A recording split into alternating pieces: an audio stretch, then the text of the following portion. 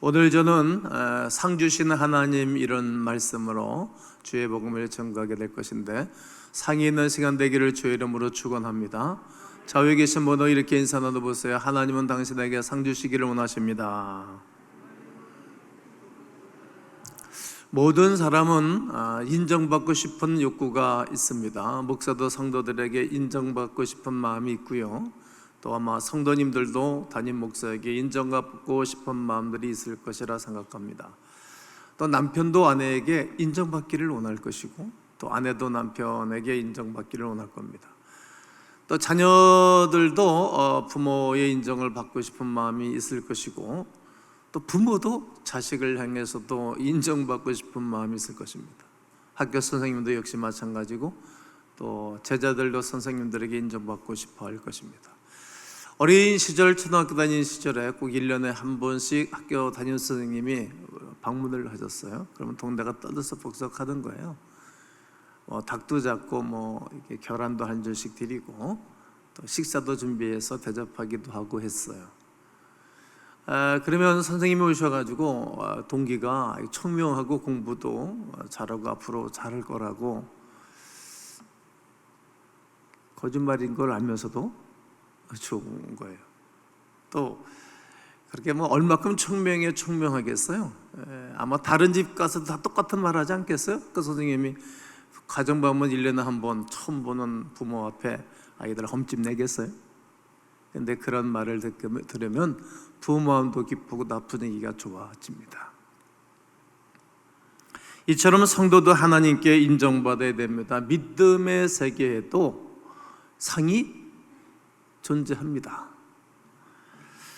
히브리서 11장 6절에 믿음이 없이는 하나님을 기쁘시게 할 수 없나니 하나님께 나아가는 자는 반드시 그가 계신 것과 그가 또한 자기를 찾는 자들에게 상 주시는 자이심을 믿어야 할지니라 말씀하십니다.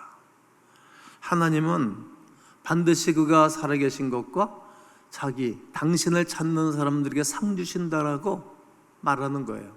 경험한 사람들이 말하는 것이고, 이 히브리서를 쓴 사람은 바울이 썼다 이렇게 날 알고 있는데, 그도 하나님 찾다가 상 받은 사람이기 때문에 확신에 차서 히브리인들에게 이 편지를 쓴 것입니다.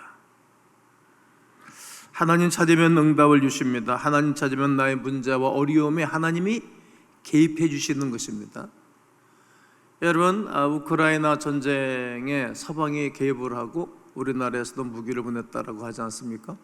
이북은 무기를 팔았다고 소련에게, 그래서 이제 국제회의에 이렇게 첨부되기도 하고 문제가 되고 있습니다. 개입하는 겁니다.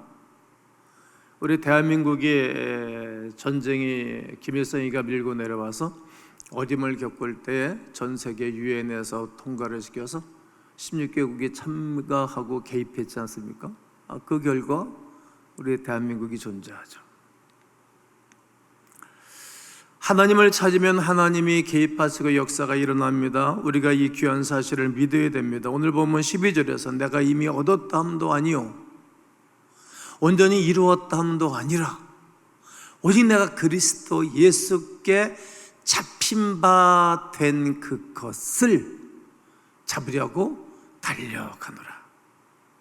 예수 그리스도에게 잡힌 바 된 그것을 잡으려고 달려간다라고 바울은 말하는 것입니다. 즉 나는 아직 얻지 못했다, 온전히 이루지도 못했다, 그래서 잡지 못한 그것을 향해서 달려간다라고 말하는 것입니다. 예수님이 사복음서에서 말씀하신 것 중에 장차 이런 단어를 쓰셨어요. 장차의 말은 앞으로 이런 뜻이에요. 앞으로 네가 사랑하는 어부가 될 거야, 앞으로 너는 세계적인 좋은 하나님의 사람이 될 거야, 이런 얘기지 않겠습니까? 장차, 미래에 대해서 예수님이 말씀을 하셨습니다. 이처럼 바울은 영적으로 굉장히 욕심이 많은 사람입니다. 이러한 욕심이 믿음입니다. 바울은 엄청난 사역을 이룬 사람 중에 하나입니다. 로마서 16장에 수없는 믿음의 거성들을 길러냈습니다. 여러분, 사람에게는 사람이 많은 것이 능력이지, 물론 돈 많은 것도 능력이에요. 그러나 돈 많은 사람은 잘못하면 힘들어질 수가 있는데, 사람 많은 사람은 힘이 있는 거예요. 사람 많은 사람은 사람이 재산이지 않습니까?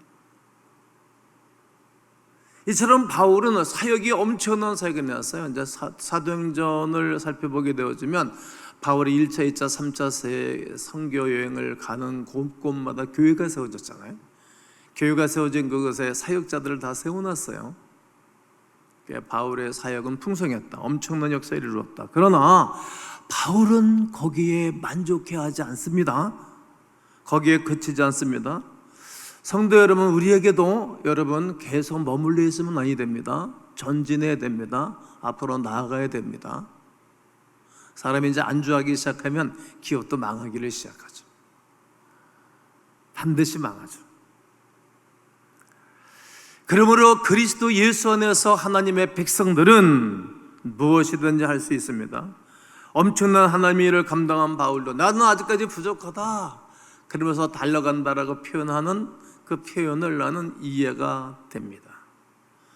13절 14절에서 형제들아 내가 아직 잡은 줄로 여기지 아니하고 오직 한 일 즉 뒤에 있는 것은 잊어버리고. 형편없는 사람들은 날마다 옛날 얘기하고 옛날에 사로잡혀 삽니다. 옛날에 사로잡힌 사람들 앞으로 나아갈 수가 없어요.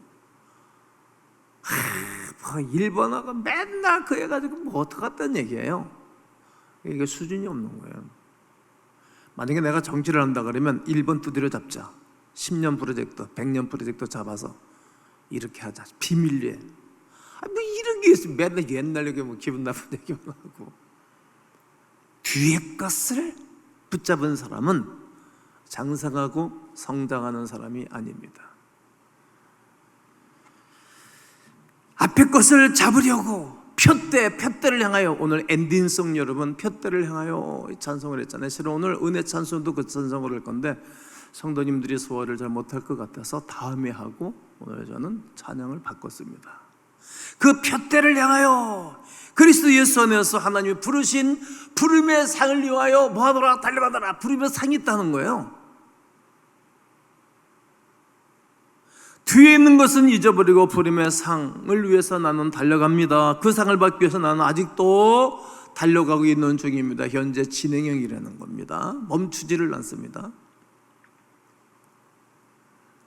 디모데에게도 바울은 전저같이 내가 벌써 부어지고 전전의 제사들 말하는 건데, 예배인데, 나의 떠날 날일 시각이 가까웠다. 자기가 이 땅을 떠날 날을 알아가는 거예요. 여러분 나이가 먹으면 이 땅 떠날 것을 알잖아요. 그리고 기도를 많이 하고 깊은 관계를 누리고 사는 사람들은 자기가 언제쯤 갈 거를 압니다. 이게 갑자기 말입니다. 교통사고 나면 갑자기 심장마비나 갑자기 머리가 터져서 잘못되고 그러면 여러분 본인에게 책임이 있습니다. 여러분 그렇게 가면 안 됩니다. 내가 떠날래 갖고 왔는데 내가 선한 싸움을 싸우고 믿음을 지켰다. 육적인 싸움이 아니고 영적인 싸움입니다. 사람들이 구원을 받고 하늘나라에 갈 수 있는 싸움입니다. 주 의로우신 재판장이 내게 주실 거다. 무엇을? 의의 면류관을 주실 거다. 상을 주신다는 거예요. 선한 싸움을 다 싸우고 믿음을 지킨 자에게 주시는 상이 있었으니 의의 면류관이 준비되었다. 분명한 확신이 있었습니다. 근데 이것은 나만이 아니라, 나 이 바울만이 아니라 주의 나타나심을 삼하는 모든 자에게도 동일한 상을 주실 것이라고 소망의 메시지를 그의 믿음의 아들인 디모데에게 편지를 써 보내는 것입니다.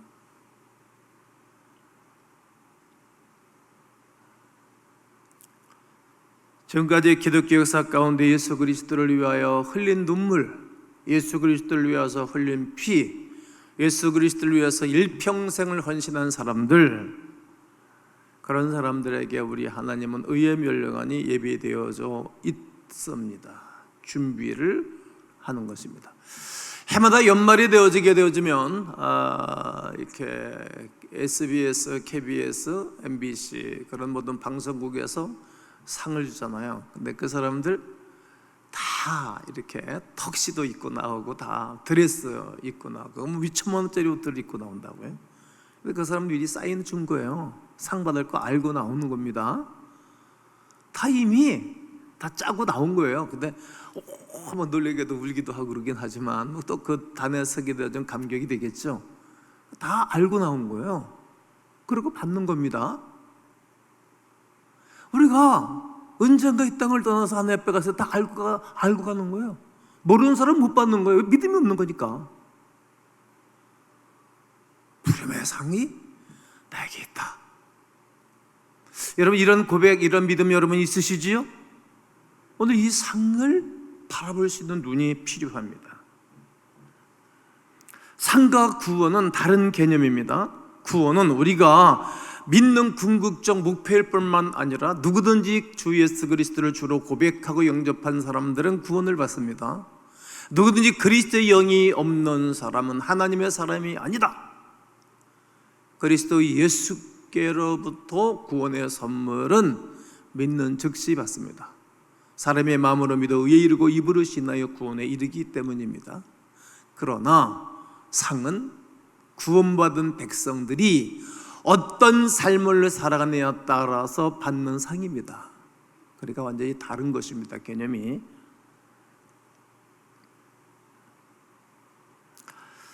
유대인들의 눈에 예수님은 위험한 인물이었습니다. 왜냐하면 저 예수라는 사람 때문에 사람으로 봤으니까요, 나라가 온통 뒤죽박죽이 되겠죠. 자기들의 부끄러움이 다 드러나잖아요.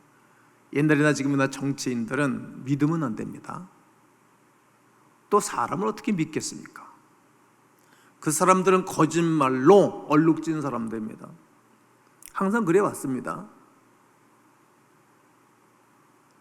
그러니까 예수 그리스도를 처형해버리고 죽여버려야 자기들의 죄가 숨겨지니까 이들은 목표를 정한 것입니다.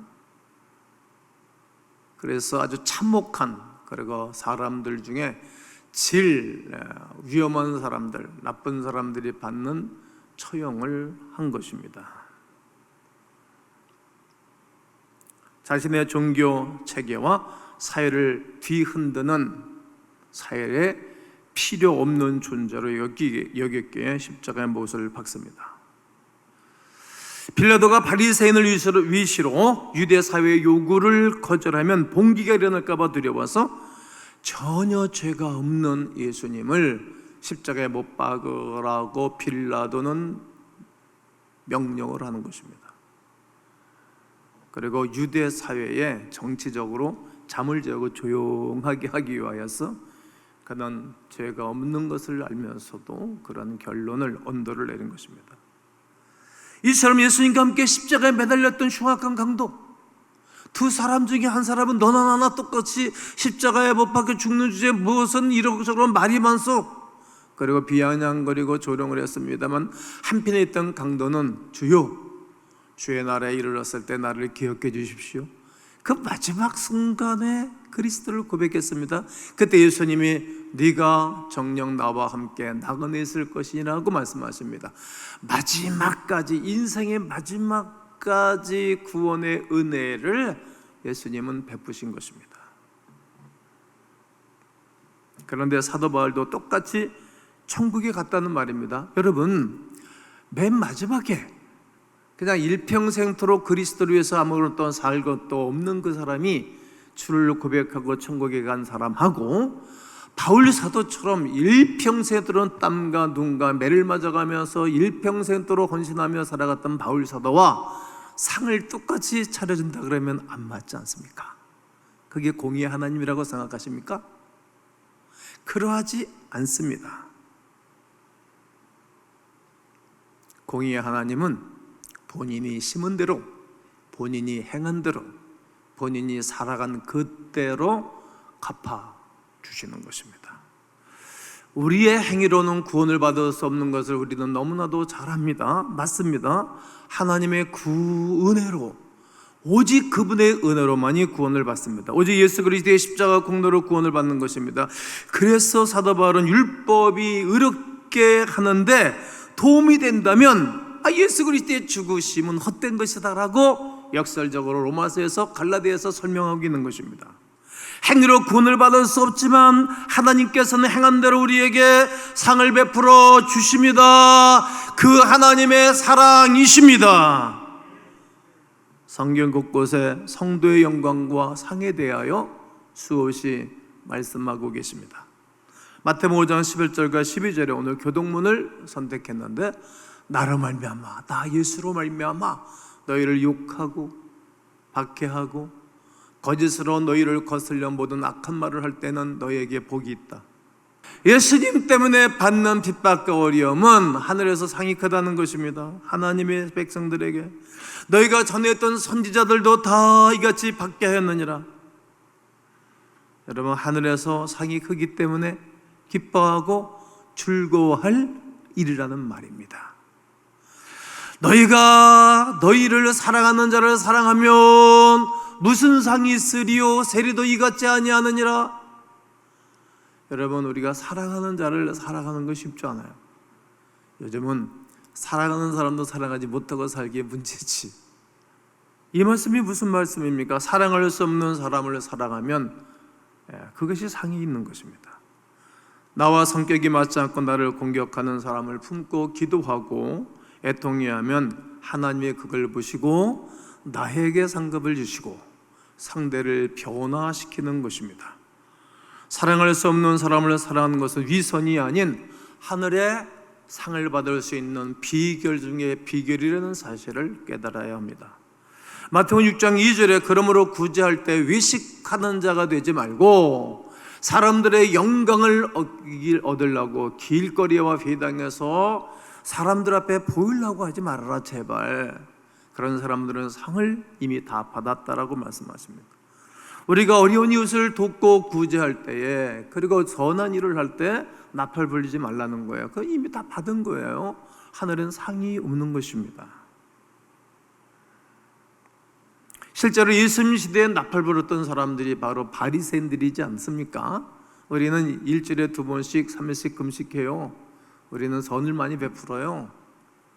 그들 향해서 주님이 얼마만큼 책망을 하십니까? 아, 저 사람은 좋은 일을 했구나. 그러니까 예수님께서 좋은 일을 하긴 했지만 이미 자랑하고 나팔을 불어댔기 때문에 상이 받을 사람이 없다. 너는 영광을 다 받아버렸기 때문에 내 날에 와서 너는 없다. 여러분, 우리가 상 한 번 받으면 똑같은 일에 상 한 번 받으면 또 안 주잖아요. 또 줍니까? 그러니까 이 땅에서 받았으니까 이제 하늘나라 상이 없는 것입니다. 이렇게 칭찬받는 순간 우리에게는 상을 다 잃어버리는 것입니다. 요한계시록 20장 12절에 또 내가 보니 죽은 자들이 큰 자나 작은 자나 그 보좌 앞에 서 있는데 책들이 펴있고 또 다른 책이 펴졌으니 곧 생명책이라. 죽은 자들이 자기 행위를 따라 책들에 기록된 대로 심판을 받으리라. 하늘나라에는 2개의 책이 있는데 하나는 생명록책, 예수 그리스도 영접한 사람들이 다 기록이 되잖아요. 여러분 족보를 보면 여러분들이 이름이 있듯이, 그리고 행위록책, 큰 책, 행위록책인데 우리가 행했던 지난날의 일평생의 행동을 다 메모해놓은 거예요. 그럼 꼼짝 못해. 누가 피할 수 있겠어요? 집에서 부부끼리 짓거리는 얘기도 다 주님이 녹음해놨어요. 그래서 말 조심해야 되는 거예요. 집안이 축복의 장소, 쉼의 장소가 되어져야지. 내가 말을 잘못 심어놓으면 그 말 때문에 여러분의 집이 괴로움을 당하고 가시가 되는 것입니다. 다 내게 돌려오는 것입니다. 나의 행동이 상을 받기도 하고 나의 상이 부끄러움을 받기도 할 것입니다. 나의 삶이, 나의 행동이 하나님의 너무 큰 감격과 기쁨을 주실 수도 있을 것이고 하나님이 너무 아파할 수도 있을 것입니다. 우리는 선한 상, 부름의 상을 받기 위해서 달려나가셔야 될 것입니다.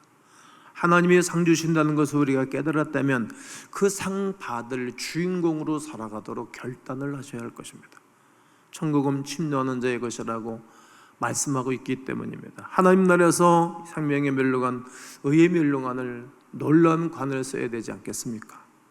그렇다면 어떤 상이 있을 것입니까? 그 상은 영혼을 구원한 자에게 주시는 상이 있습니다.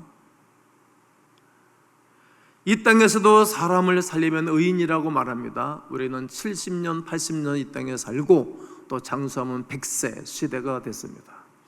100세 세대를 여러분이 준비를 하셔야 됩니다. 저는 100세를 살도록 저는 내가 할 일은 내가 하게 난 준비를 합니다. 어떻게 준비하느냐고요? 은장하자가 말하죠. 오늘은 시간이 없습니다. 이 세상에도 모든 사람들은 생명을 귀중히 여기는데 육신의 생명은 기껏해야 100년, 그러나 우리 영혼은 영원히 죽지 않습니다. 영혼 불멸이라는 말을 사용하지 않습니까? 영원히 구원을 받도록 하는 자에게 받는 상이 있습니다. 영적인 생명입니다. 이사야서 52장 7절에 좋은 소식을 전하며 평화를 공표하며 복된 좋은 소식을 가져오며 구원을 공표하며 시온을 향하여 이르기를 네 하나님이 통치하신다 하는 자의, 산을 넘는 자의 발이 어찌 그리 아름다운고, 복음을 전해주고 사람들을 구원해주며 시온을 향해서 영광을 선포하는, 교회를 향해서 영광을 선포하는, 시온은 교회니까 그런 사람들의 발걸음이 아름답다는 말입니다. 일평생도록 복음적인 삶을 살아간, 교회를 아름답게 귀하게 일구고 살아간 사람의 발걸음이 아름답다. 여러분, 변함없이 교회를 잘 섬기고 복음적인 삶을 산 사람들을 보십시오. 다 아름다워지잖아요. 난 못 견뎌서 이게 나의 자부심인데, 사람들이 좋아졌어요. 가정들이 좋아졌어요. 다 좋아졌어요. 이번 명절에도 많은 분들이 나한테 이렇게 선물도 갖다 주고 글들을 써고 톡으로 보내오고, 난 감격이었죠. 감사하더라고요. 나는 목사님 때문에 살아났어요. 목사님 때문에 용기를 얻었어요. 나 인생을 포기하고 싶었는데 목사님 때문에 내가 살아났어요. 그런 분들 많이 계시죠. 복음을 전하는 손, 복음을 전하는 발, 복음적인 삶을 살아가는 사람들의 일평생이 아름답다는 말입니다. 그러므로 성도 여러분, 우리가 영혼을 살리는 거룩한 일에 우리 발걸음이 달려가기를 주의 이름으로 축원합니다. 영혼을 살리는 데 우리 발이 일평생의 발이 되어줘야 된다는 말이죠. 두 번째 상은 순교의 상입니다. 바울이 그때로 받기를 원했던 상입니다. 계시록 2장 10절에 장차 받을 고난 두려워하지 말아라. 여러분, 인생을 살면서 고난 없이 사는 사람이 누가 있겠어요? 볼지어다 마귀가 장차 너희 가운데서 몇 사람을 지옥불에 던져 시험을 받게 될 거다. 그러니까 이제 눈에 보이는 사람들이 고통을 당하는 것은 여러분들이 깨닫는 거 아닙니까? 믿음으로 살아갔던 초대교인들은 그냥 예수 믿는다 그러면 죽는 거예요. 사실 지금도 일어나는 일이기도 합니다. 하지만 이는 심판이나 저주나 불행한 일이 아닌 것입니다. 순교의 끝은 생명의 멸류관이 기다리고 있기 때문에 저주도 아니요 오히려 축복이라는 것입니다. 우리가 복음 때문에, 하나님의 거룩한 일 때문에 어려움을 당하는 것은 기뻐하고 즐거워하고 상이라는 말이지요. 요한계시록에 등장하는 서머나 교회의 감독이었던 폴리갑은 고령의 나이에 이렇게 사람이 큰 사람이 되면 만나는 사람들이 다르잖아요. 그러니까 친분에 있었던 정치인이 당신 말이야 그리스도 예수를 안 믿는다고 고백하면 당신 살려줄 텐데 이렇게 고집을 피우냐고.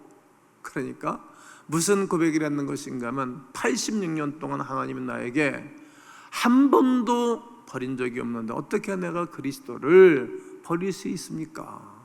그렇게 말하면서 장작더미에다가 사람을 얹어놓고 폴리갑을 얹어놓고 기름을 뿌리고 불을 질러 버렸어요.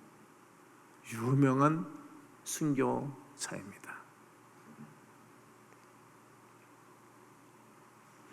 그때 당시에 순교록을 보게 되었지만 어느 무명의 인사가 순교록을 기록해놨는데 나는 그리스도인입니다. 그리스도를 위한 그리스도의 이름을 위하여 죽기를 갈망하고 있습니다. 이렇게 써 있습니다. 죽기를 갈망한다는 것입니다. 그리스도 예수를 때문에 죽는 것은 영광스럽게 생각했던 초대교회 성도들의 고백입니다. 마지막은 기도의 상이 있습니다. 너는 기도할 때 네 골방에 들어가서 문을 닫고 은밀한 중에 계신 너희 하나님 아버지께 기도해라. 은밀한 중에 보시는 하나님께서 갚아주신다는 것입니다. 기도하면 상이 있어요. 기도할 때 길거리에서 하는 기도, 사람들에게 나 기도 많이 한다 이게 보여주는 사람은 상이 없다는 거죠. 이미 다 받은 것입니다. 기도는 응답뿐만이 아니라 상이 있는 것입니다. 죽기로 살기로 기도했는데 응답이 없다 하면 살펴봐야 돼. 왜 응답이 없는가? 직장 갈 때도 기도하고, 일할 때도 기도하고, 돌아올 때도 기도하고, 늘 감사기도 하고, 이렇게 사는 사람들의 삶에게는 상이 있습니다. 출애굽기 4장 24절로 26절을 한번 전체가 한번 크게 읽습니다. 시작. 모세가 길을 가다가 숙소에 있을 때에 여호와께서 그를 만나사 그를 죽이려 하신지라. 십보라가 돌칼을 가져다가 그의 아들의 표피를 베어 그의 밭에 갖다 대며 이르되 당신은 참으로 내게 피난편이로다 하니 여호와께서 그를 놓아 주시니라. 그때 십보라가 피난편이라 함은 할례 때문이었더라. 이 말씀이 어떤 배경인 것인가 하면, 이제 출애굽기 이제 초반에 이제 4장에서 하나님이 모세를 부르잖아요. 이렇게 이제 왕조 훈련을 받았으니까 리더십을, 일반적인 리더십을 배운 거예요. 이 땅에 뿌리를 둔 리더십을 다 갖춘 겁니다. 그러니까 여러분, 공부도 시켜야 되고, 좋은 교육도 보내야 되고, 좋은 사람들을 보내야, 좋은 학교도 보내야 되고, 좋은 사람들 만나게 해줘야 됩니다. 왜? 이 땅의 리더십은 사람들을 통해서 하니까. 여러분, 아이들 됐으면 영어도 잘하도록 가르쳐야 됩니다. 영어 못하는데 무슨 대외적인 큰일을 어떻게 해가지고 사업할 수 있겠어요? 어떻게 사기 맞게 떡쳐맞지. 이제 준비를 시켜야 돼요. 그렇게 이제 인물이 길러졌기 때문에 하나님 이제 민족의 지도자로 이제 부름을 받게 되어지는데, 모세가 거부를 하죠. 저는 맨 처음에 하나님이 나를 부를 때 두렵기도 하고, 이게 뭐야 도대체? 그러고 못하겠더라고. 그러니까 이제 똑같은 거예요, 뭐든지. 막 교인들도 똑같죠. 뭐 하라 그러면 이거 못해, 뭣도 못해, 똑같은 겁니다. 그러니까 야, 너 한번 네가 가지고 있는 거 뭐냐? 지팡이입니다. 한번 던져봐라. 뱀이 되죠. 깜짝 놀랐죠, 모세. 뭐 뱀꾸러기 잡아. 그러니까 또 지팡이가 됐어요. 엄마, 이런 경험을 우리가 하면은 사람이 질이 좋아집니다. 신앙의 질이. 야, 그래도 못 믿으니까, 야, 네 손 한번 풀면 넣어봐라. 넣었어요. 빼봐라. 빼니까 문둥병이 버려. 손이 확 그냥 놀랬겠죠. 집어넣어봐. 빼봐. 그래서 싹 놔버렸어요. 그때 하나님이 나를 부르셨구나. 근데 경험을 한 거예요. 그런 다음에 이제 하나님이, 야, 너 말이야, 내 백성 끄집어내야 되겠어? 구원해야 되겠다. 민족의 지도자가 되라. 그러니까 못하겠습니다. 말 못합니다. 그러니까 너 말 못하니? 네 형 아론이 말 잘하잖아. 그러니까 네가 할 말을 그에게 말하면 그거 다 나팔 불고 얘기할 거다. 그런데 용기가 생겼어요. 용기가 생겨가지고 이제 애굽으로 가는 도중에, 이제 애굽으로 가는 거예요. 자기 동족 살리기 위해서 이방 땅에, 도망 나온 땅에 이제 가는 거예요. 용기는 옛날로 돌아가되 죄악으로 돌아가는 것이 아니라 죄악 가운데 있는 내 백성들을 구원하러 가는 거예요. 여러분들 이번 주일 예배를 드리고 사회로 가잖아요. 직장으로 가고 가는 거예요. 가는 도중에 갑자기 하나님이 모세 죽이겠다는 거예요. 이 말은 갑자기 우리의 신체 이상 반응과 갑자기 아이들이 이상해진다든지 갑자기 일터에 이상이 생겼나봐 죽이겠다는 거예요. 이게 그 말이에요. 이제 모세에게는 지혜로운 아내가 있었는데, 이제 십보라가 탁 나타나더니 얼른 돌칼을 가져다가 표피를 자르는 거야. 표피를요. 그러다가 이제 그러고 난 다음에 하나님 놔줬어요. 그러다가 오늘 할례니라, 즉 죄악을 회개하고 잘라낸 거예요.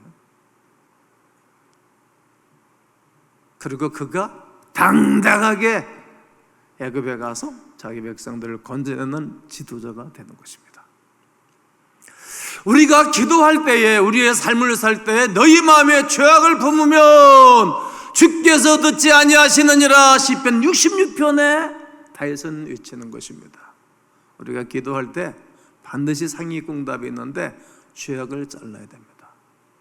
내가 가지 아니할 곳에 간다면은 죄악을 잘라야 되고, 가더라도 내가 잘못된 판단을 하고 가게 되어지면 잘라내야 된다는 거예요. 지혜로운 여인 시프라 때문에 모세의 가정은 살아난 것입니다. 여러분, 기도는 절대로 땅에 떨어지질 않습니다. 기도하는 자를 하나님이 정말 귀하게 여기십니다. 기도하는 자에게 상을 주실 뿐만 아니라 지구촌을 움직이는 거예요. 이 세대를 맡기는 것입니다.